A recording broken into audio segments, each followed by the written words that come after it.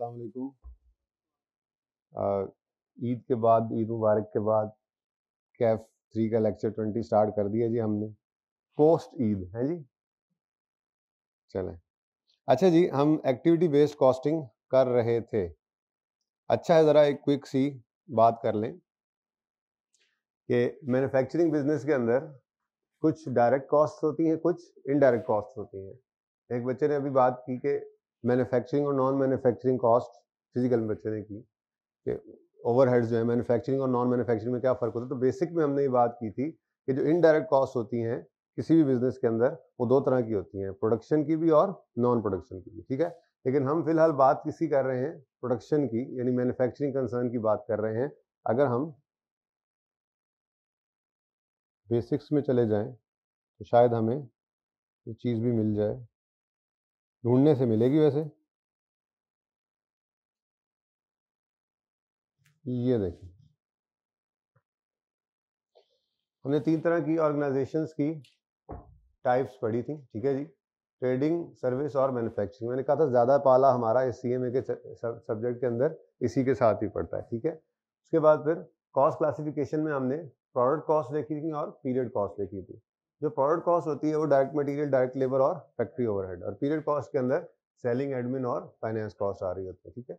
अब direct material, direct labour के अलावा बाकी सारी कॉस्ट जो है वो इनडायरेक्ट कॉस्ट ही होती हैं। अगर वो फैक्ट्री की चार दीवारी के अंदर की कॉस्ट है तो वो फैक्ट्री ओवरहेड्स हैं, और अगर उस फैक्ट्री के बाहर की, यानी फैक्ट्री से चीज़ निकल कर बनकर सेलिंग डिपार्टमेंट में, सेल शोरूम में आ गई, तो सेलिंग एक्सपेंसेस वहाँ इनकर हो रहे हैं, मार्केटिंग हो रही है, फिर एडमिनिस्ट्रेशन के एक्सपेंसेस हो रहे हैं, फाइनेंस कॉस्ट इनकर हो रही हैं। ये सारी की सारी भी इनडायरेक्ट कॉस्ट होती हैं, लेकिन ये नॉन मैन्युफैक्चरिंग होती हैं, ठीक है।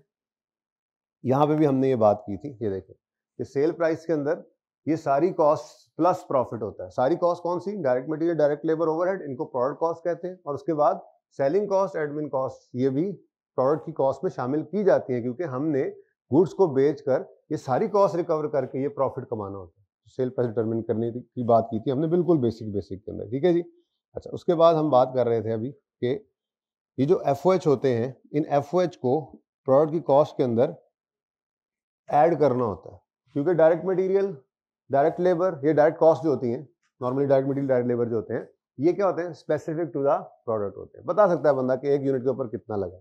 लेकिन जो इनडायरेक्ट कॉस्ट होती हैं, ठीक है, जिसको हम फिलहाल बात कर रहे थे, जिसके अंदर फैक्ट्री ओवरहेड्स की, ठीक है, उनको, वो कॉमन एक्सपेंसेस होते हैं प्रोडक्ट की कॉस्ट के अंदर, उनको कैसे ऐड करें? जो नॉन प्रोडक्शन कॉस्ट होती है ना, सेलिंग, एडमिन, वो प्रोडक्ट की कॉस्ट में ऐड नहीं किए जाते, वो जीपी के बाद एज अ पीरियड कॉस्ट हम माइनस कर देते हैं, ठीक है ना। तो मसला किसका आता है? प्रोडक्ट की कॉस्ट के अंदर कौन कौन सी कॉस्ट आए? डायरेक्ट मटेरियल, डायरेक्ट लेबर और फैक्ट्री के ओवरहेड। जो डायरेक्ट मटेरियल, डायरेक्ट लेबर के अलावा है, लेकिन फैक्ट्री की ही कॉस्ट है। इनडायरेक्ट मटेरियल भी इधर आ गया था, इनडायरेक्ट लेबर भी आ गई थी, और बाकी सारे फैक्ट्री खर्चे यहाँ पे आ गए थे। ये कॉमन एक्सपेंसेस होते हैं, इनको क्लियरली नहीं आइडेंटिफाई किया जा सकता कि एक यूनिट के ऊपर कितना लगा, यानी कि कॉमन कॉस्ट है। एक फैक्ट्री के अंदर ये सारी कॉस्ट इनकर हो रही है और उनको प्रोडक्ट की कॉस्ट में ऐड करना है, ठीक है। तो इसके लिए फिर हमने कहा था, क्योंकि ये एफओएच जो है ये एंड पे जाके पीरियड के पता चलते हैं, तो पीरियड के एंड का वेट नहीं कर सकते हम प्रोडक्ट की कॉस्ट निकालने के लिए। हमें प्रोडक्ट की कॉस्ट स्टार्ट में ही चाहिए, ताकि हम उसके हिसाब से अपनी सेलिंग प्राइस डिटरमिन कर सकें ड्यूरिंग द पीरियड। हमने चीजें बेचनी भी तो है, तो फिर प्रोडक्ट की कॉस्ट के अंदर एफओएच को क्या करना पड़ता है? ये कॉमन एक्सपेंसेस है जिनको एलोकेट करना पड़ता है प्रोडक्ट की कॉस्ट में। एलोकेट, एब्जॉर्ब, अपोर्शन, ये सारे लफ्ज इसके लिए इस्तेमाल होते हैं। तो एब्जॉर्प्शन, बेसिकली एब्जॉर्प्शन किसे कहते हैं? फिक्स्ड ये एफओएच कॉस्ट को, जो कॉमन एक्सपेंसेस हैं, एब्जॉर्प्शन का मतलब है उनको प्रोडक्ट की कॉस्ट के अंदर ऐड करना, ठीक है। तो ये एब्जॉर्प्शन कॉस्टिंग जो है, ये हमने 3 तरह की देखी थी, 3 तरह के तरीके थे। ट्रेडिशनल अप्रोच के अंदर सिंगल रेट सिस्टम हुआ करता था और डिपार्टमेंटल होता था। सिंगल रेट में क्या करते थे हम? एफओएच एक्सपेंसेस पकड़े, बजटेड एफओएच, याद है स्टार्ट में, और एक बेस, सिंगल बेस पकड़ते थे, और उसकी बेस पे सिंगल ओएआर निकल आता था, और उसको फिर जितनी प्रोडक्ट्स बनाते थे उसके अंदर कॉस्ट में मटेरियल, लेबर के साथ ओवरहेड्स को एब्जॉर्ब करवाते थे। शुरू वाले 4-5 लेक्चर्स याद, तो 3-4 लेक्चर्स आपको याद होंगे, ठीक है। तो टोटल ये ओएआर कैसे निकलता था? Total budgeted FOH divide by total budgeted base. इसके बाद फिर हम 3-4 लेक्चर्स के बाद डिपार्टमेंटल रेट सिस्टम पे आए, जो आईकैप ज्यादा टेस्ट करता है सबसे, ठीक है। डिपार्टमेंटल रेट सिस्टम में क्या था? हम एफओएच एक्सपेंसेस को पकड़ते थे और एफओएच डिस्ट्रीब्यूशन शीट बनाते थे, वो चाहे बजटेड हो चाहे एक्चुअल हो, ठीक है ना। अगर budgeted start of the period खड़े हैं तो बजटेड बनाकर बजटेड ओआर निकलता था, और एंड पे खड़ा करके वो ये भी कहता था बजटेड ओआर ये है और एक्चुअल एफओएच ये निकले हैं, और वो वेरिएंस भी निकलवा देता था। याद आ रहा है ना आपको? बहरहाल इसमें हम डिपार्टमेंटल रेट सिस्टम में क्या करते थे, एफओएच एक्सपेंसेस जो होते थे, जो हमारे कॉमन कॉस्ट होती थी, उनको पकड़ते थे, उनको डिपार्टमेंट्स में बांट देते थे। प्रोडक्शन डिपार्टमेंट्स होते थे और सर्विस डिपार्टमेंट्स भी होते थे।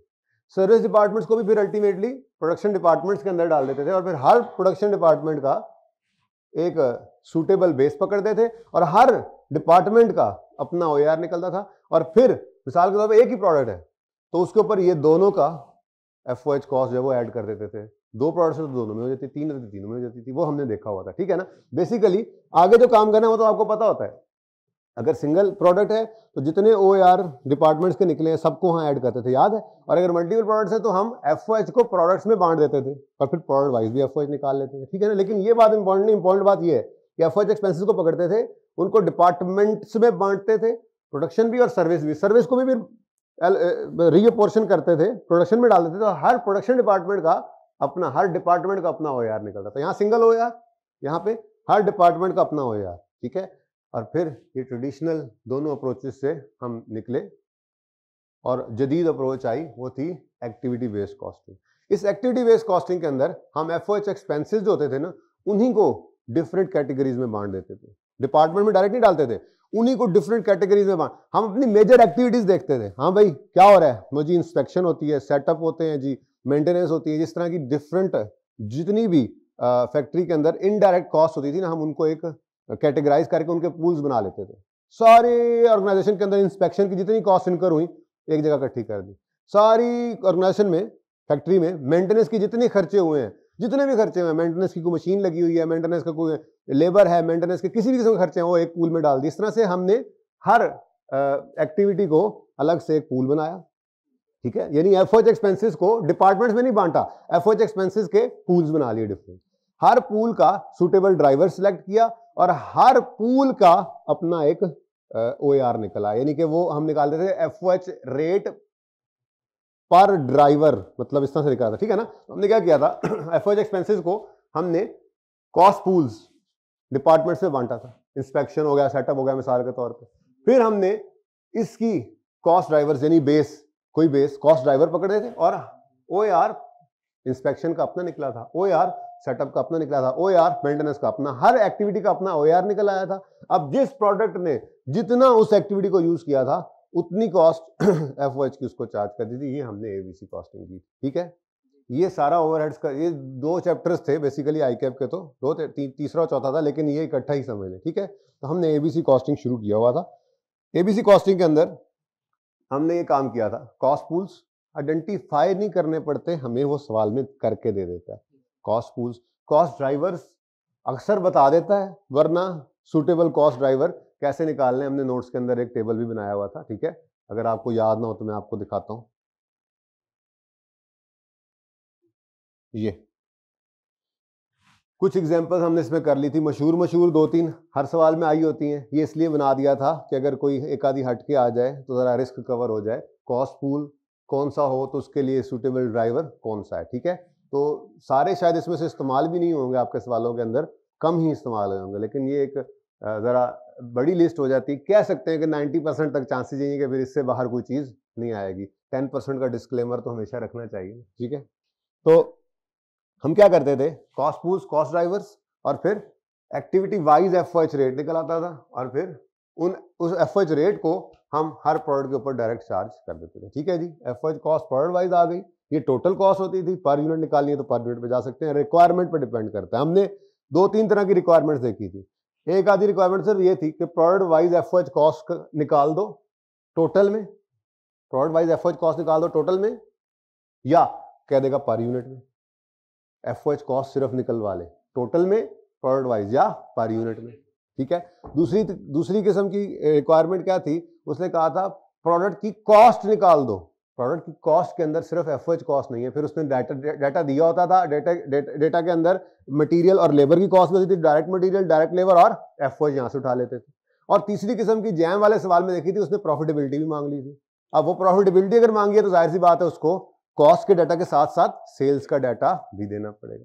बात समझ आ रही है। तो ये 3 तरह की रिक्वायरमेंट्स ही हमने देखी थी इसके अंदर, ठीक है। सबसे पहली रिक्वायरमेंट जो सबसे मशहूर सबसे ज्यादा यूज होती है क्या है, एफओएच कॉस्ट निकाल दो प्रोडक्ट वाइज, वो टोटल में निकलवा ले या पर यूनिट में, एक तरह का सवाल ये होता है। दूसरा सवाल क्या होता है, पर यूनिट कॉस्ट निकाल दो प्रोडक्ट की। पर यूनिट कॉस्ट, कॉस्ट के अंदर क्या होता है, मटेरियल भी, लेबर भी, ओवरहेड भी। तो डाटा देगा डायरेक्ट मटेरियल, डायरेक्ट लेबर और ओवरहेड ऐड करके कॉस्ट निकाल देंगे। और तीसरी किस्म की रिक्वायरमेंट क्या थी, प्रॉफिटेबिलिटी, उसने निकलवा दी प्रोडक्ट वाइज, और वो प्रॉफिटेबिलिटी भी आपको निकलवाएगा तो जाहिर है सेल्स का डाटा भी देगा। ठीक है, तो ये 3 तरह के सवाल हमने देखे थे, लेकिन बेस हमारी बहरहाल यही थी क्योंकि लड़ाई किस पे चल रही है, एफओएच पे। ठीक है, तो एफओएच को एक्टिविटी वाइज हमने हर प्रोडक्ट के अंदर बांटा था इसके अंदर। ठीक है, एफओएच को एक रेट निकाल कर बांट रहे हैं, एब्जॉर्ब करवा रहे हैं। एफओएच को डिपार्टमेंट वाइज बांट कर फिर डिपार्टमेंटल रेट निकाल रहे हैं, और एफओएच को एक्टिविटी वाइज, तशरीफ लाए सर आपके लिए आए खड़े, एफओएच को एक्टिविटी वाइज भी बांटा जा सकता है। ये तीनों तरीके से। ठीक है, तो चीजें जब समराइज हो जाती है ना, थोड़ा इजी होता है बंदे के लिए। ठीक है, अच्छा अब ये मैं आपको अभी पढ़ाता हूँ एडवांटेजेस डिसएडवांटेजेस। ठीक है, जरूरी होते हैं ये, इतनी की थ्योरी है काम की, बाकी थ्योरी वो भी आप पास पेपर उठाकर देखेंगे तो शायद इनमें से भी कम ही चीजें आई हुई हो। ठीक है, थ्योरी भी पता किस तरह की आएगी, जैसे मिसाल के तौर पे हम डिसीजन मेकिंग कर रहे होंगे, फर्दर प्रोसेसिंग एक डिसीजन है, बल्कि ज़्यादा आसान, आउटसोर्सिंग एक डिसीजन है। आउटसोर्सिंग का मतलब क्या है, हम जो चीज़ खुद बना रहे हैं, खुद बनाने की बजाय बाहर से बनवा लें। अब वो आईकैप एक सवाल देगा पार्ट ए में कि जी इधर बताओ कि हम इसको आउटसोर्स करें या ना करें, और बी पार्ट में 2-3 नंबर की थ्योरी क्या पूछेगा, अदर फैक्टर्स भी बताओ। ये तो सिर्फ फाइनेंशियल आपने डिसीजन ले लिया ना कि इससे रुपयों का, इतने रुपए का फायदा हो रहा है, इतना, अदर फैक्टर्स बताओ। हमने कहा जी मिसाल के तौर पे बाहर कुछ चली जाएगी चीज, आउटसोर्स हो जाएगी, तो हमारा कंट्रोल उसमें से खत्म हो जाएगा, क्वालिटी वो रहे ना रहे। फिर टाइमलीनेस का मसला है, ऑर्डर अगला लिया हो आगे, हमें बंदा वो टाइम पे करके दे या ना दे, फ्यूचर के अंदर कंट्रोल, इस तरह की 2-3 चीजें, ये थ्योरी असल में आती है ज्यादातर। तो फिर भी हम किसी ने, वो तो थ्योरी साथ साथ हर टॉपिक के अंदर चल ही रहा होता है, कॉन्सेप्ट जब क्लियर हो रहा होता है, उसके अलावा भी रिस्क कवर करने के लिए हम थोड़ी बहुत थ्योरी हर चैप्टर के अंदर आप देख ही रहे हैं, पढ़ रहे हैं। ठीक है, अच्छा जी, तो बहरहाल पहले मैं क्वेश्चंस की तरफ आता हूं। क्वेश्चन नंबर 1 मैंने आपको करवा दिया था, नहीं मैंने क्या करवाया था, 1 करवाया था, 2 करवाया था, ओके, 3, 4, 5 और 6 का सोल्यूशन मैंने कॉपी करवा दिया है। इसमें सिर्फ जो है ना ये गीगा वाला सवाल, इसका सोल्यूशन मैंने अपने फॉर्मेट पे किया है, बाकी मैंने आईकैप के कॉपी पेस्ट कर दिए सोल्यूशन। आपने फॉर्मेट अपने पे ही रहना है, एंड वाला आंसर बस मैच करना चाहिए। और मैंने आपको बताया था कोई फर्क नहीं है सिवाय इसके कि आईकैप क्या करता है, आईकैप कॉस्ट पूल लिखता है, कॉस्ट ड्राइवर लिखता है, ये वाला डिब्बा नीचे वर्किंग में ले जाता है और आगे प्रोडक्ट्स आ रही होती है, इतना सा फर्क है। ठीक है ना, तो आपने उससे परेशान नहीं होना, उसने आपसे जो रिक्वायर की होती है चीज एंड वाली, वो आप आंसर्स के साथ मैच करेंगे, आपका आंसर मैच करेगा। ठीक है ना, तो ऐसे आप भी कर सकते हैं। अगर आपको लगता है कि जी यार ये तो शीट काबू में नहीं आ रही, तो यही वर्किंग उठा के नीचे ये वाला कॉलम नीचे वर्किंग में ले आए और आपका टेबल भी जो है वो स्क्वीज कर देगा। बहरहाल मैंने इसको इसी तरह से इसीलिए रखा था ताकि हमारी कंटिन्यूटी रहे, जिस तरह से हम पहले डिपार्टमेंट वाइज करते थे, मैंने कहा डायरेक्ट प्रोडक्ट वाइज कर रहे हैं, एफओएच का रेट निकाल के एक्टिविटी वाइज। ठीक है, तो 3, 4 और 5 का सोल्यूशन मुझे लगता है मैंने जो है ना वो नहीं डाला यहाँ पर। आप इनको दें भाई, बांटें इनको।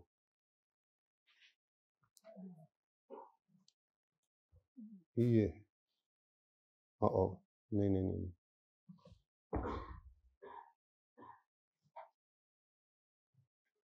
नहीं। तो ये वालेकुम अस्सलाम रहमतुल्लाह। देखिए यार आपके इंतजार में हम ऐसी गप्पे लगा रहे हैं इधर उधर की हैं,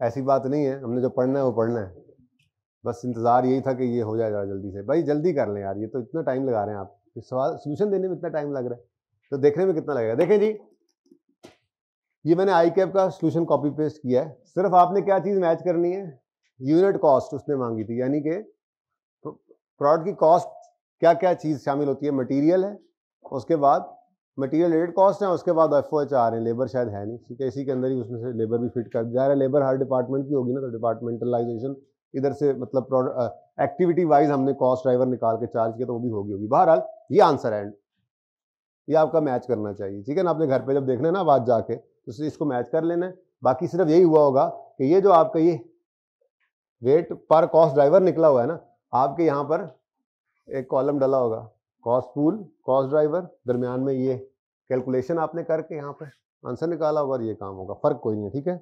ऐसे ही स्टार लिमिटेड है, मैंने कॉपी पेस्ट किया है सोल्यूशन आईकैप का, ठीक है। उसके अंदर वही वाली बात है, ये रेट अगेन वही बात कि जो आपने कॉलम डाला हुआ है ऊपर एफएच रेट एक्टिविटी वाइज निकालने वाला, वो नीचे वर्किंग में आईकैप ने किया होता है, बस इतना सा फर्क है, ठीक है। आपने इसको मैच करना है, यूनिट कॉस्ट यानी कि कॉस्ट पर यूनिट, ये आपकी मैच करनी चाहिए, ठीक है।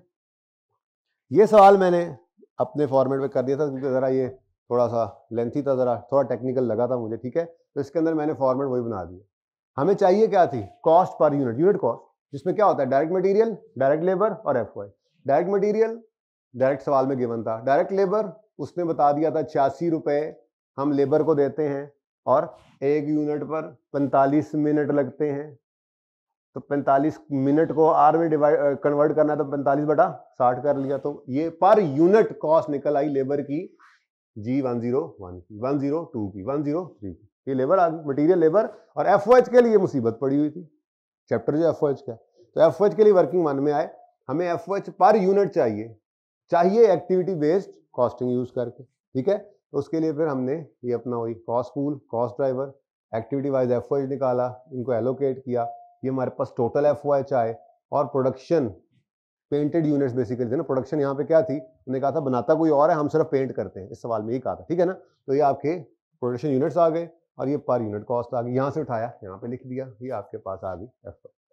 अब ये काम करने के लिए 5500 6700 क्या litres of paint, coats of paint, ये हमें चाहिए थे, ठीक है। बैचेस तो चलो सवाल के अंदर गिवन थे ऑलरेडी, ठीक है। तो ये हमने यहाँ पे कोट्स ऑफ पेंट निकाले थे, प्रोडक्ट वाइज निकाले, उनको टोटल कर लिया, लीटर्स ऑफ पेंट निकाले टोटल अलग अलग करके इस तरह, ठीक है। तो ये वर्किंग आपके जैसे आपको समझाई थी मैंने, अगर आपको याद हो तो मैंने ये आपको इसी तरह से समझाया था, ये बना हुआ भी होगा यहाँ पे, ये देखिए टोटल पेंट 1 2 3 करना है, इसका टोटल करना है, जरा वो थोड़ा फॉर्मेट उधर डिफरेंट हो गया, ठीक है ना, जगह बचाने के लिए अगली लाइन में मैंने टोटल कर दिया इस तरह से, ठीक है। फिर मैंने कहा था इस टोटल को यूज करके पर यूनिट निकालोगे, सारी बात करके भेजी थी, ठीक है। ये सोल्यूशन भी आपके पास आ गया। उसके बाद रिजवान वाला, हालांकि ये मैंने सॉल्व कर दिया था, 1.75 निकाल लिया था, लेकिन ज़रा मैंने कहा चलो प्रॉपर यहाँ पर सोल्यूशन आ जाए, है आईकैप वाला ही, 1.75 उनका भी आंसर, आपका तरीका बस डिफरेंट होगा थोड़ा सा फॉर्मेट का, ठीक है। ओके, जैम वाला सवाल मैंने आपको क्लास में करवा दिया था, तो पहला, दूसरा और सातवां मैंने क्लास में करवाए थे, बीच में कितने बचे, तीसरा, चौथा, पांचवा, छठा, इसका सोल्यूशन आपके पास अब मौजूद है, ठीक है जी। ये 2 सफ़ों पे कोशिश करके मैंने फिट कर दिया था ताकि आपका जो है वो गंद कम से कम रहे, एक सफ़ा है, ज़रूरत उसकी भी नहीं है, आपके पास अगर सॉल्व है बस एक बार चेक कर लेना, इसको लगाना हो तो इनके साथ लगा लेना, नोट्स के साथ स्टेपल कर लेना, बाकी इससे ज़्यादा ज़रूरत नहीं जी।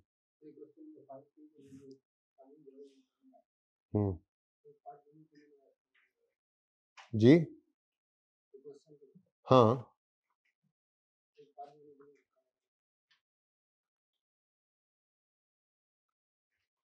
कहाँ पे पहले बताओ। Machine attendants are paid 86 per hour, machine attendant time in minutes given तो है, production detail for each product are budgeted as follows, unit separate, each product का यूनिट स्प्रे हुआ, ईच प्रोडक्ट के बैच एक यूनिट पर, G101 के एक unit पर 10 बैच रिक्वायर्ड है, 8 रिक्वायर्ड है, ऊपर लिखा हुआ था टॉप पे, ठीक है। बहुत गंद नहीं पाएगा उस्ताद जी, सही है, ऊपर लिखा हुआ था, कभी कभी ऐसा होता है वो ऊपर वाली चीज़ मिस हो जाती है हमसे, तो कोई बात नहीं जी। अच्छा, अब इसको ख़त्म करना है, मुझे ज़रा जल्दी से डीमेरिट्स मेरिट्स पढ़ाने दें ताकि इसको ख़त्म करें हम।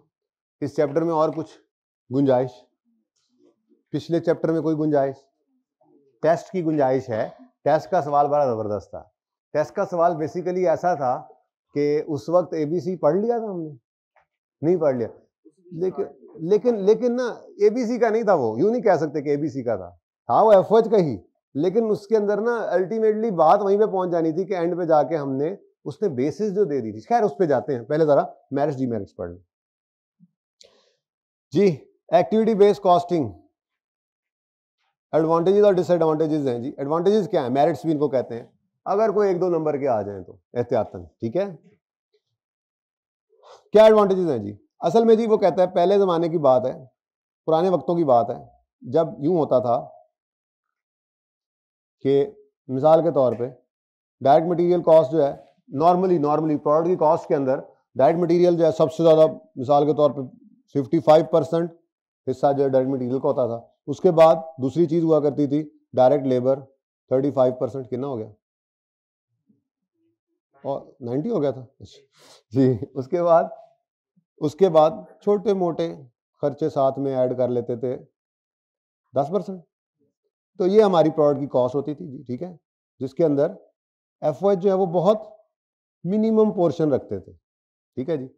जमाना बदला, जिद्दत आई, मशीनें आई, प्रोडक्शन प्रोसेस, मल्टीपल प्रोडक्ट्स आई, तो इसी वजह से मटेरियल वेस्टेजेस कम हो गई, लेबर की कामल दखल इंटेंसिटी कम हो गई, मशीनें ज़्यादा बढ़ गई, तो वही एफओएच जो है वो मेजर पोर्शन मिसाल के तौर पे 40% तक मेजर पोर्शन यहाँ पे चला गया, ठीक है।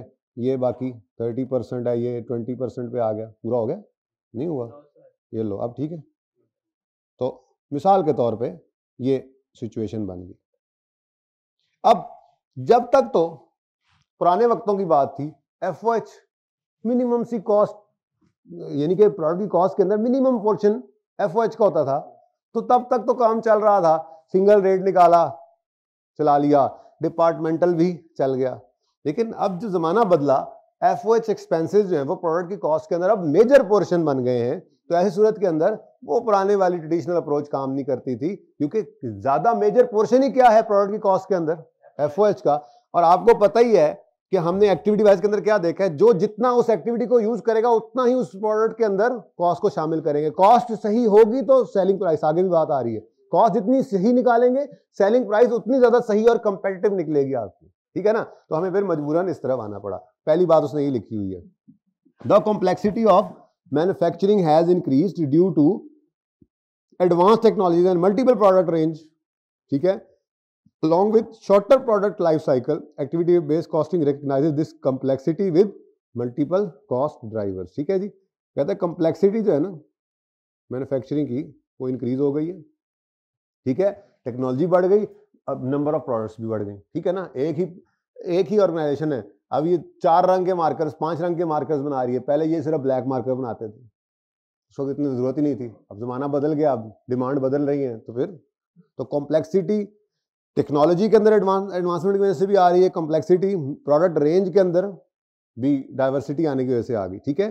तो इस कॉम्प्लेक्सिटी को एक्टिविटी बेस्ड कॉस्टिंग जो है वो समझता है, रिकग्नाइज करता है मल्टीपल कॉस्ट ड्राइवर्स को यूज करके, ठीक है ना। बहरहाल जितनी बात हाईलाइट की इतनी जहन में रह जाए, बस पढ़ाना सिर्फ एक बार मकसद है कि क्या लिखा हुआ है किताब के अंदर, आईकेएफ की किताब से उठाएं ये, ठीक है ना।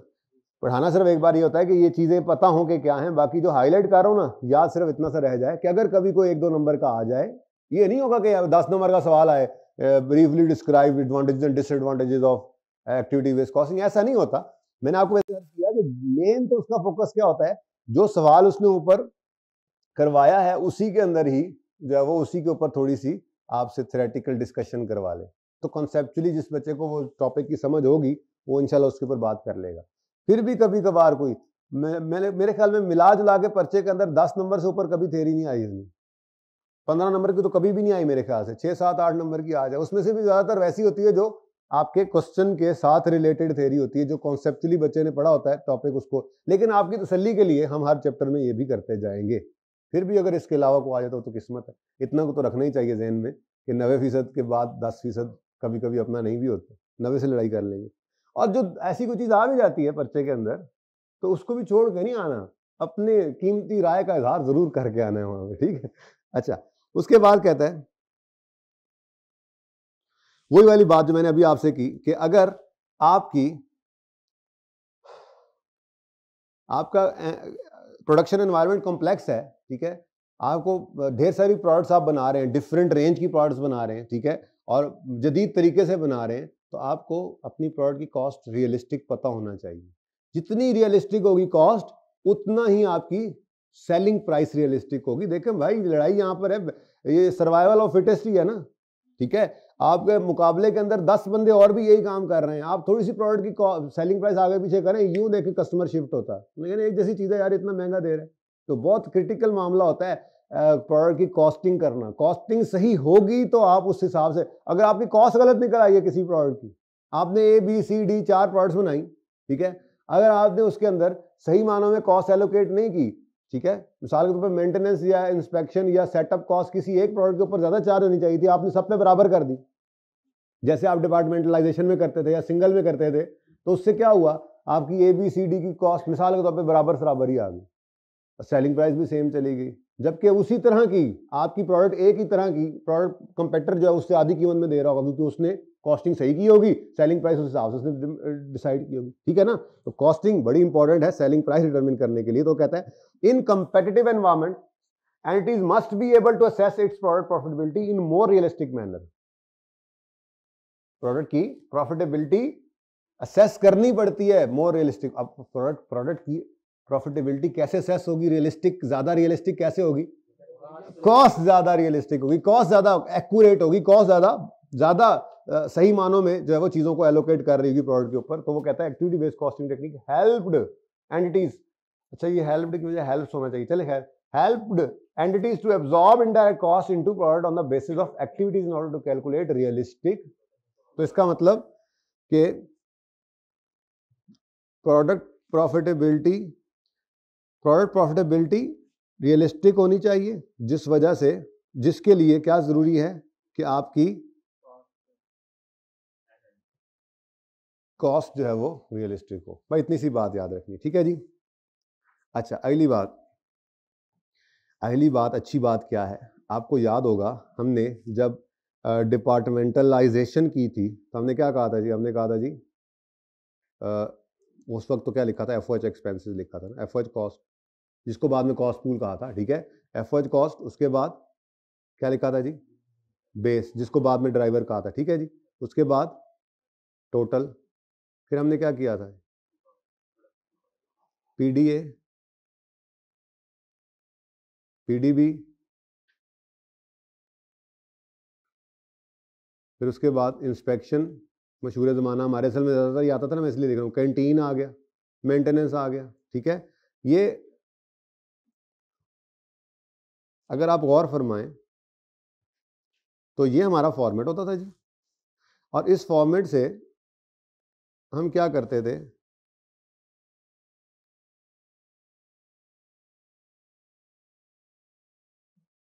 यहाँ पे सारी कॉस्ट को हम एलोकेट कर देते थे, ठीक है जी, और फिर एंड पे जाके क्या करते थे, एंड पे जाके हम सर्विस को भी इधर ही फेंक देते थे,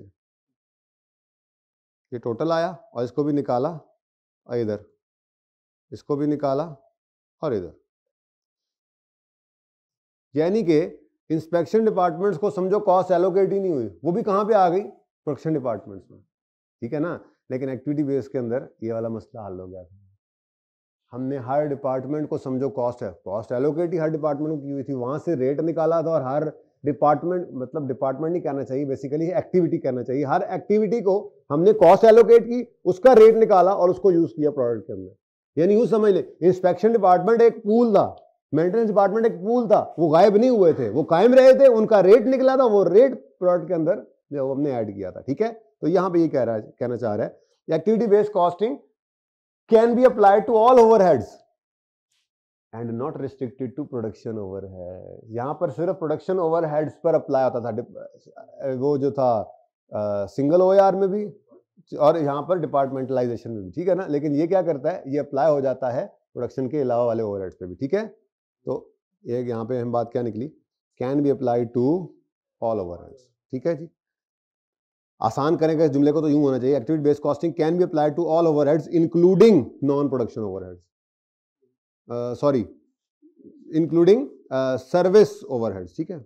बहरहाल ये अगली बात सुनो, ये सिर्फ यहीं तक भी बात नहीं है, सेलिंग एडमिन के ऊपर भी ये अप्लाई हो सकता है, अगर आप गौर फरमाएं तो कोई ना कोई ड्राइवर निकाल लें हम, ठीक है, तो दूसरे नॉन प्रोडक्शन पे भी लग सकता है, लेकिन फिलहाल बात प्रोडक्शन के ऊपर ही रहे तो ठीक है, ठीक है। Activity based costing can B use easily in service costing. जो डिपार्टमेंटलाइजेशन है वो बेटा ज़रा मुश्किल है उसको सर्विस ऑर्गेनाइजेशन के अंदर यूज़ करना। सर्विस ऑर्गेनाइजेशन क्या है? एक हॉस्पिटल है, एक ऑडिट फर्म है जिसमें आप जाएंगे, या एक कॉलेज है मिसाल के तौर पे, ठीक है, यहाँ एक कॉलेज है मिसाल के तौर पे, यहाँ पर आप एक स्टूडेंट पर कितनी बिजली खर्च हुई, एक्टिविटी बेस्ड कॉस्टिंग इसमें हेल्प करेगी। एक स्टूडेंट पर कितना टीचर की कॉस्ट जो है वो एक स्टूडेंट को एलोकेट करनी है, ये एक्टिविटी बेस्ड कॉस्टिंग आपको हेल्प कर देती है, ठीक है। तो एक्टिविटी बेस्ड कॉस्टिंग सर्विस में भी इजीली यूज हो सकती है, ठीक है जी, ओके, ठीक है जी। अच्छा, अब इसके डिसएडवांटेजेस क्या हैं? ज़बरदस्ती करके बनाए हैं वैसे डिसएडवांटेज, यानी कि इसके बेसिकली एडवांटेजेस ज़्यादा थे, लेकिन ज़बरदस्ती करके कुछ डिसएडवांटेजेस भी बनाए गए, ठीक है, जिनमें चलें, activity based costing will be of limited benefit if overhead cost are primarily volume related or overhead cost is not significant. कहता है जी देखें, बात सुने, अगर आपके पास जितने भी कॉस्ट पूल्स आपने बनाए हैं उनमें जब आप ड्राइवर आइडेंटिफाई करते हो तो वो ड्राइवर निकलते ही कौन से हैं ज़्यादातर? डायरेक्ट लेबर आवर्स और मशीन आवर्स मिसाल के तौर। तो कहता है यार फिर तो गल एवं फजूल में ही टाइम ज़ाया किया आपने। जब आप जितने पूल्स बनाएं अल्टीमेटली डायरेक्ट मटेरियल ये डायरेक्ट लेबर आवर्स और मशीन आवर्स ही उनके अंदर ज़्यादातर बेस बन रहे हैं, तो यार वो तो पहले भी बन ही रहे थे, तो वही काम चलने दो। जिस प्रोडक्ट पर जितने लेबर आवर्स ज़्यादा लगे, मशीन आवर्स ज़्यादा लगे, उस प्रोडक्ट को ज़्यादा एफर्ट जाने चाहिए। तो अगर ज़्यादातर पूल्स के ड्राइवर यही निकल रहे हैं तो फिर तो आपने खाम में जो है ना वो मुसीबत ही डाली है खुद को। पहले जनाब ये मुश्किल काम होता है, आपको तो सवाल के अंदर चीज़ें बनी बनाई मिल रही है ना, दरअसल सोचें तो ये मुश्किल काम है कि हर एक्टिविटी को अलग से करना, एक पूल उसका बनाना, सारे खर्चे उसके इकट्ठे करना, फिर एक ड्राइवर आइडेंटिफाई करना, ये मुश्किल काम होता है। सबसे मुश्किल काम ये है कि आपने हर एक्टिविटी की सारी कॉस्ट को एक जगह पे पूल करना, ये मुश्किल काम है। तो कहते हैं अगर आपके ऑर्गेनाइजेशन के अंदर डायरेक्ट मटेरियल, डायरेक्ट लेबर और मशीन आवर्स ही हर तकरीबन आपने जितने पूल्स बनाए, आप जब ड्राइवर ढूंढने गए तो वहां पर इस तरह से नहीं निकल रहे नंबर ऑफ इंस्पेक्शन आवर्स, या नंबर ऑफ सेटअप्स, या नंबर ऑफ मेंटेनेंस आवर्स, बल्कि आप जहां पे भी देखते हैं आपको नजर क्या आ रहा है? मशीन आवर और लेबर आवर, मशीन आवर और लेबर आवर। तो आपने कहा यार फिर मैं इस मुसीबत में पड़ा ही क्यों था, ठीक है। दूसरी बात ये भी है कि अगर आपके पास मामला ये वाला था, एफओएच 10% है मिसाल के तौर पे, आपकी एफओएच कॉस्ट प्रोडक्ट कॉस्ट के अंदर सिग्निफिकेंट पोर्शन ही नहीं रखती, तो फिर आपने इस मुसीबत में खुद को क्यों डाला? असल में ना ये सारे पॉइंट्स अल्टीमेटली यहां पे आएंगे।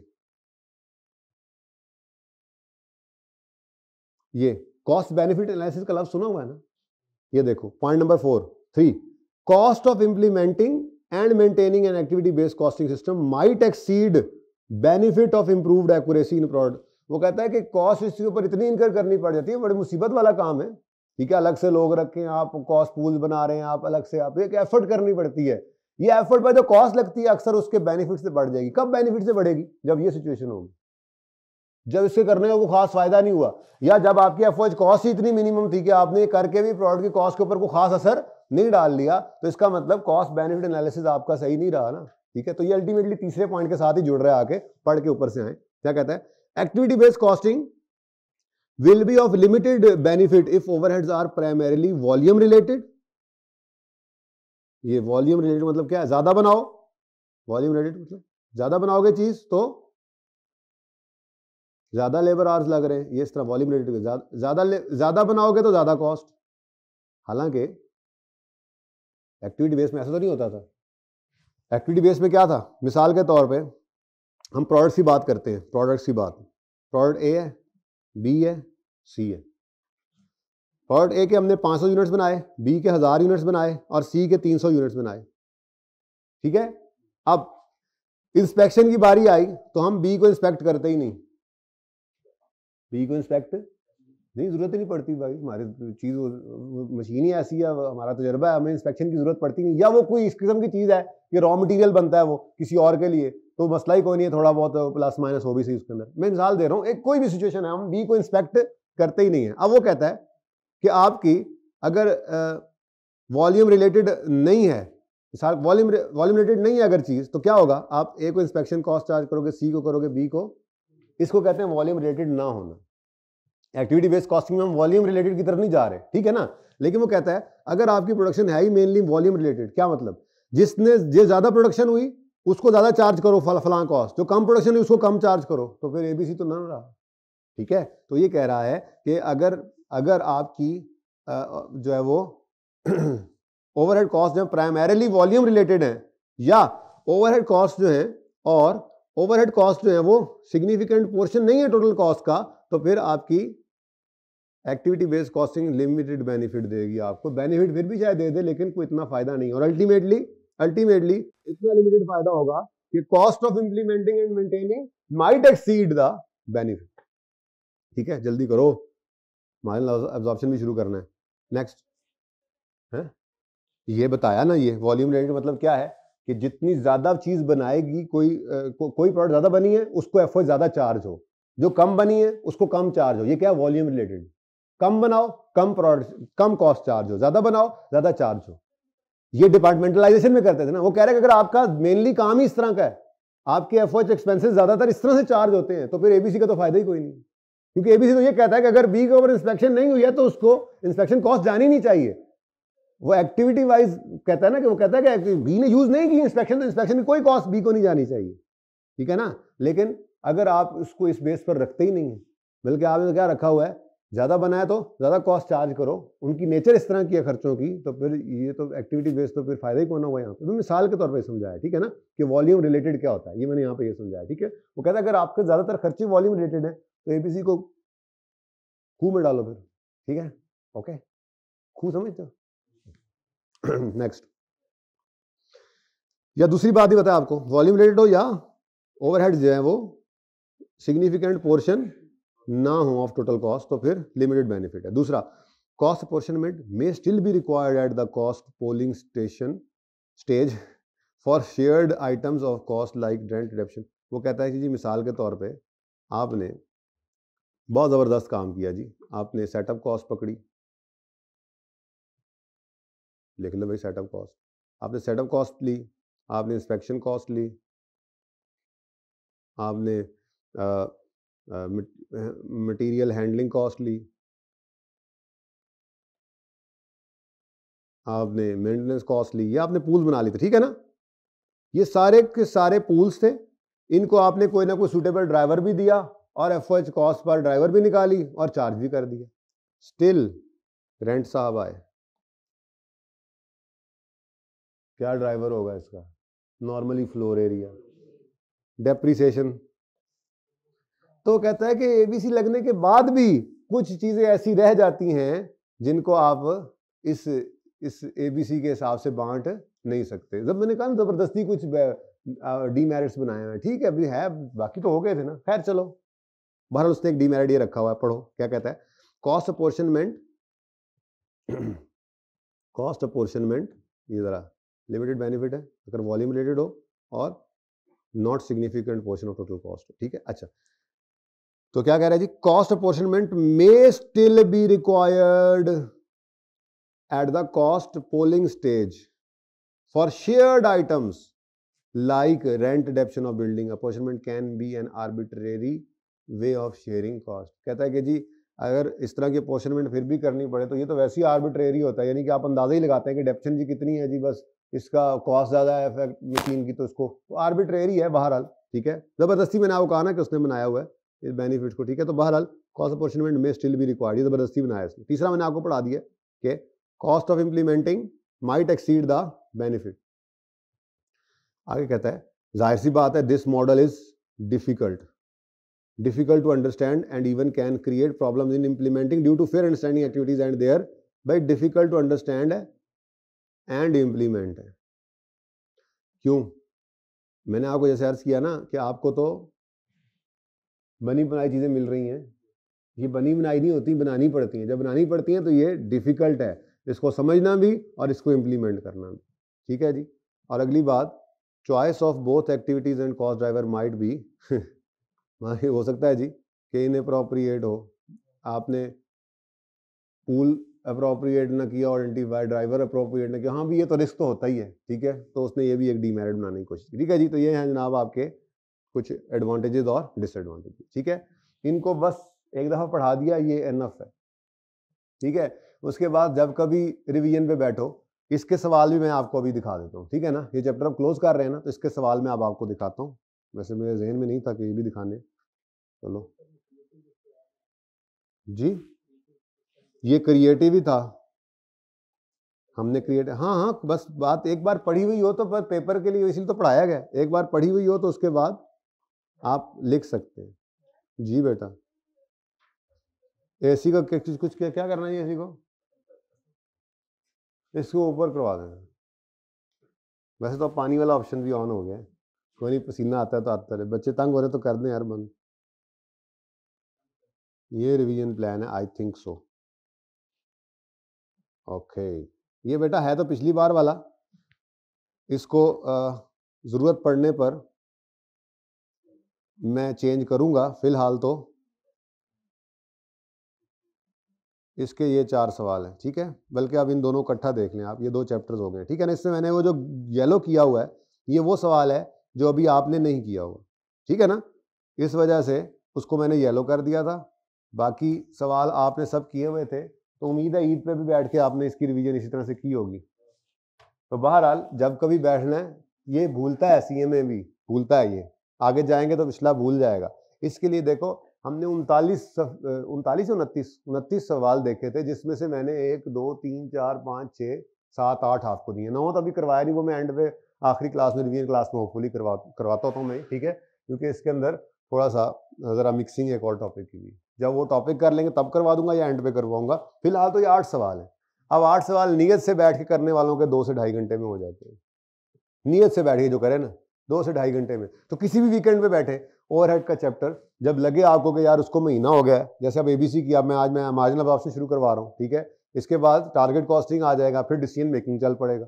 जब डिसीजन मेकिंग ने चलना है तो ये पिछले सारे भूलने लग जाते हैं। तो किसी एक वीकेंड पे बैठना है आपने, तो ये 8 सवाल, ये करने से आपका टॉपिक पूरा कभी कर ही नहीं सकते। वो जब देखोगे ना 29 सवाल, वहीं पे हवा निकल जाएगी, कौन करे रिवाइज यार, आखिरी महीने में देखेंगे भाई, आखिरी महीने में नहीं देखना, भूल जाता है ये, ठीक है ना। 8 सवाल नजर आ रहे हैं, बेहतरीन यार, 2 से ढाई घंटे के अंदर ये फड़का देने, बस ठीक है, मैं करता हूँ ये, ठीक है।